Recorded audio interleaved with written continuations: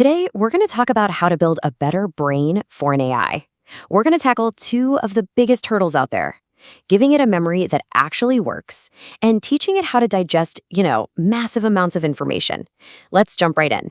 So, you ever been in a really good, deep conversation with an AI chatbot, and then suddenly it's like it has no idea what you were just talking about, even just a few minutes ago? Yeah, you're not going crazy.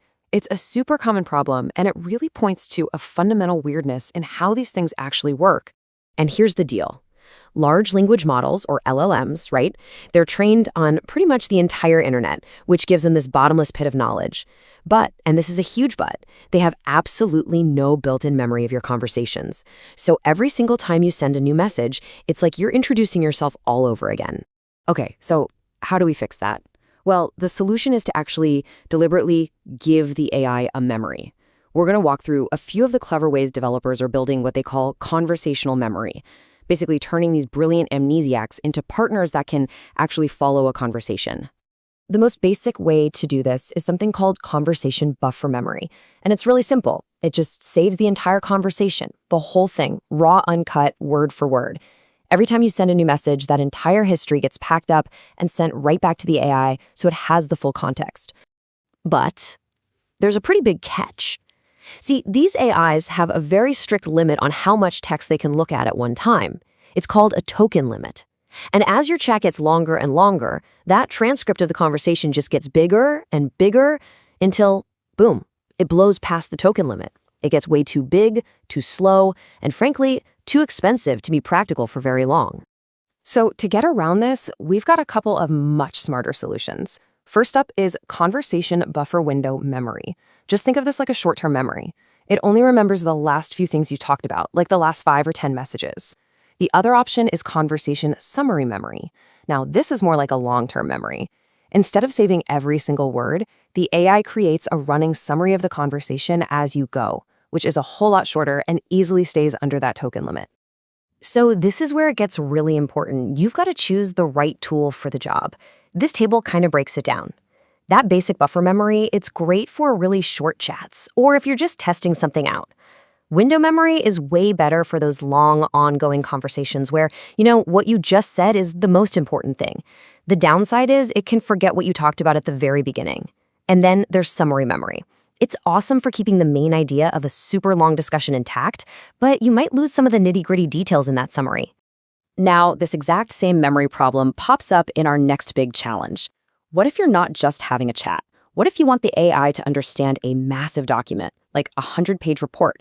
You run into the exact same token limit problem, just on a much, much bigger scale. So the simplest technique is called the stuff chain. And yeah, it does exactly what it sounds like. It breaks the document into pieces and just stuffs as many of them as it can fit into the prompt right alongside your question. It's super fast, it's easy, but for our 100-page report, not a chance. It won't even come close to fitting. A much more clever method is the refine chain. This one works step by step.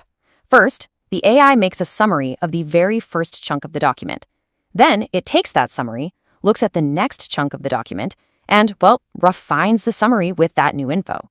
It just keeps doing that over and over, chunk by chunk, until it's gone through the entire thing. But what if you don't want to go one by one? Well, that brings us to a totally different strategy: the map, reduce, chain. This is a classic divide and conquer approach. In the map step, it sends every single chunk of the document to the AI all at the same time, in parallel, and gets back a ton of little individual summaries. Then, in the reduce step, it gathers up all those mini summaries and creates one big final master summary from all of them. It's kind of like having a whole team of researchers tackle one chapter each, all at once. Okay, so all that theory is great. But how do these things actually perform in the real world?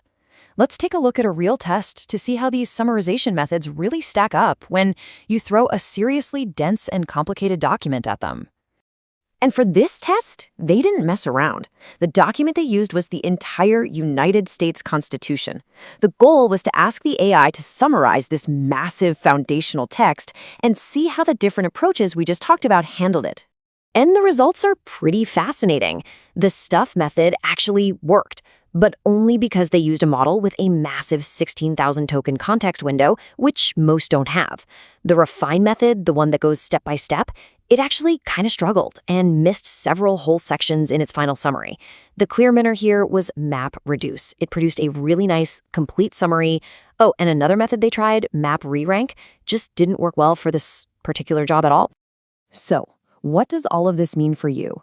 It means that when you're building something with an AI, you get to be the architect.